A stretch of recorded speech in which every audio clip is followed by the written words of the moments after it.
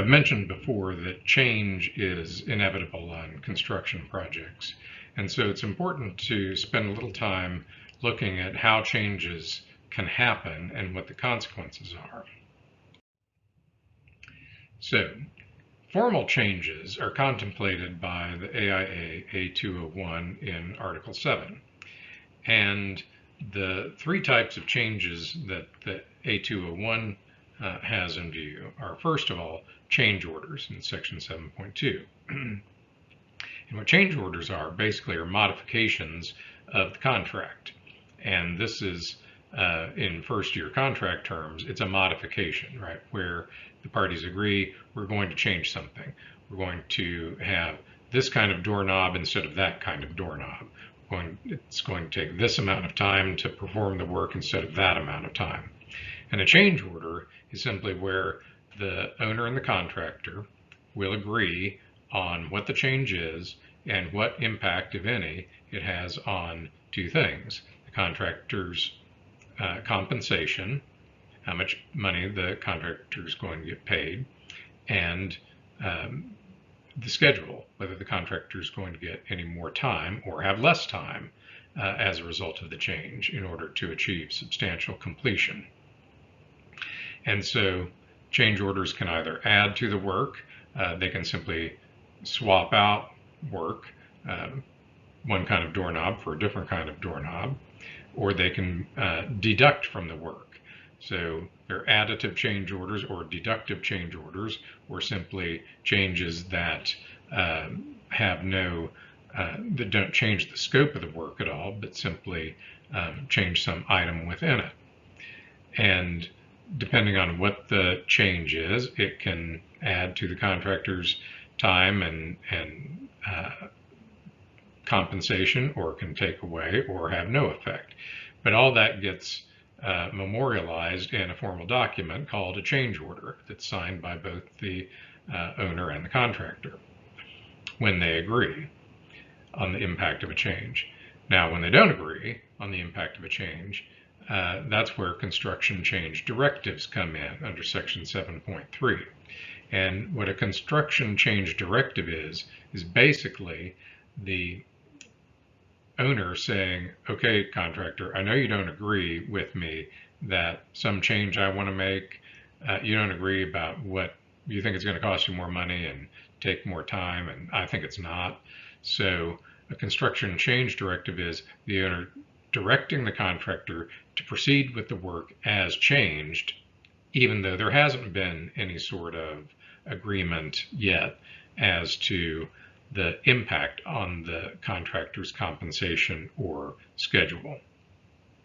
And while that may seem a little one-sided, at first, the purpose here is to prevent a contractor from holding up the project, from saying, well, I'm not going to do any of this changed work until you, owner, agree with me on the price and the schedule impact. What a construction change directive does is permit the owner to require the contractor to do the work anyway and figure out exactly what the cost and time impact may be later on.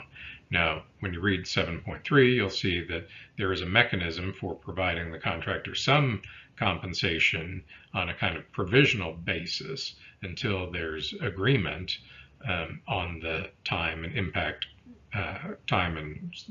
cost impacts. But the construction change directive is where the owner and contractor have not yet reached any sort of agreement on the time or cost impact of the change. A construction change directive might eventually result in a formal change order where the parties do agree after the work's done, for example, and it turns out, yeah, it did cost more, or no, it didn't, whatever. So a construction change directive might ultimately get embodied in a change order, but if the parties continue to be at odds, it may simply turn into a claim that the contractor has against the owner and gets funneled into the dispute resolution process along with whatever other claims the contractor has. Finally, minor changes are contemplated by Section 7.4, and that would really be the kind of thing that I was talking about before, where the architect can specify minor changes in the work that are not going to have any particular time or impact, such as changing the brand of doorknob, for example. Chances are, on a large construction project, that's not going to make any difference one way or the other. On the other hand, what's a minor change can sometimes be in the eye of the beholder, and it's certainly possible for people to disagree about whether a change is truly minor or not. But those are the three broad categories that the AIA has in mind. Change orders where the parties agree, construction change directives where the parties don't agree, but the owner directs that the work be done anyway, and minor changes, which are changes that the architect can simply direct on its own. Then there are constructive changes as opposed to formal changes. And basically what constructive changes are is a category of types of claims that contractors may be able to make against owners.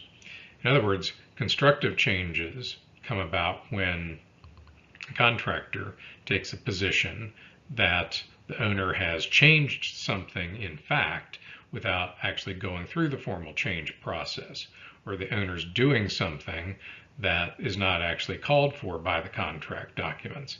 So, constructive changes are types of claims that may arise when, for example, the contractor believes the owner is misinterpreting the contract documents, misinterpreting what the contract requires the contractor to do.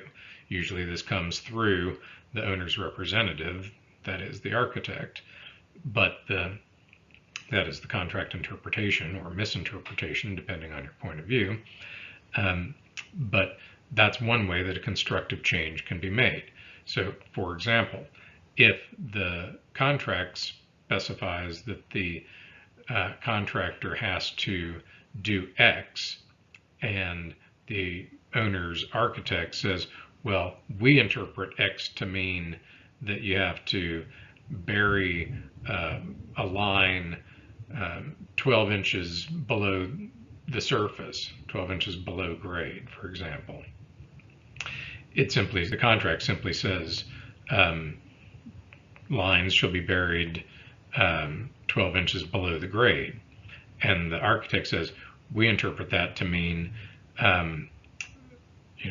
12 inches precisely. And so if it's even deeper, 13 inches, that's a breach of contract.